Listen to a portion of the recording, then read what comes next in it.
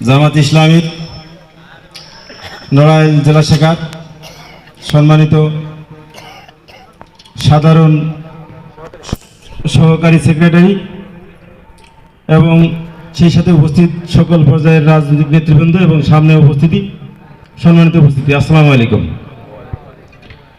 আসলে আমি একটি মহৎ উদ্দেশ্যকে সামনে রেখেই, যেহেতু আসন্ন রমজান এবং ঈদ, এই উদ্দেশ্যে আমরা যাতে সামনের দিনগুলো সুন্দরভাবে আইন শৃঙ্খলা সমুন্নত রেখে চুরি ও ছিনতাই সহ অন্যান্য যে অপরাধ হয় সেটা কিভাবে নিয়ন্ত্রণ করতে পারে আপনাদের সার্বিক সহযোগিতা নিয়ে, এই উদ্দেশ্যকে সামনে রেখে আজকের এই অনুষ্ঠান। তো সবাই সুন্দর বলেছেন। তা আসলে আমি আমারটা যদি না দেখি, আমার ক্ষতিটার দায় যদি অপরের উপরে চাপাই, তাহলে নিজে কতটুকু ভালো থাকবো এটা আমার নিজের চিন্তার বিষয়।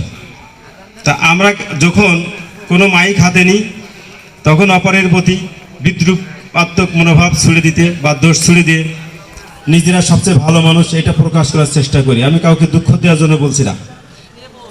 তা আমি মনে করি এই দোষারোপ করার যে চরিত্র আমাদের, এই চরিত্রের কারণেই বাঙালি যেমন যুগে যুগে কিছু সময় যেমন গৌরব উজ্জ্বল ভূমিকায় অবতীর্ণ হয়েছে, আবার কিছু কিছু সময় অন্ধকারে নিমজ্জিত হয়েছে।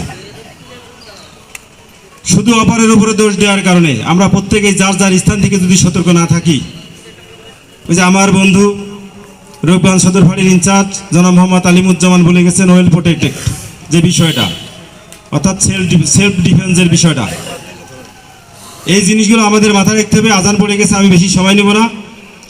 তো আমি হয়তো অনেক কিছু বলার ছিল, আমি দোষারোপ না করে আমি বলতে চাই, মনিরুল ভাই সুন্দরভাবে বলে গেছে, তার ব্যাখ্যা দিয়ে গেছেন, তা আমি ব্যাখ্যায় আর যাব না। তো আপনারা বুঝতেছেন বর্তমান পরিস্থিতি, পুলিশের যে অবস্থা, শুধু বৈপ্লবিকভাবে যে বক্তব্য, রাগ ছাড়া বক্তব্য দিয়ে অপরের উপর দোষ চাপিয়ে দিয়ে আমরা আইন শৃঙ্খলা নিয়ন্ত্রণ করতে পারবো না। তাই যদি হতো আজকের এই যে আইন শৃঙ্খলা বিষয়ক মত বিনিময় সভা আমি ডাকতাম না। আমার অবশ্যই উদ্দেশ্য আছে, ভালো উদ্দেশ্য, সেই উদ্দেশ্যের সামনে রেখে এটা করা।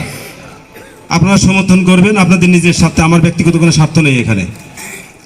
আমি বলতে চাই, এখানে কিছু ছিচকে চুরি বাড়ছে। আমার একজন প্রিয় প্রিন্ট মিডিয়া সাংবাদিক রানা ভাই বলেছেন যে আমাদের এখানে চুরি, বড় ধরনের ডাকাত এবং ছিনতাই নাই, কিছু ছিচকে চুরি এবং কিছু চুরি হচ্ছে।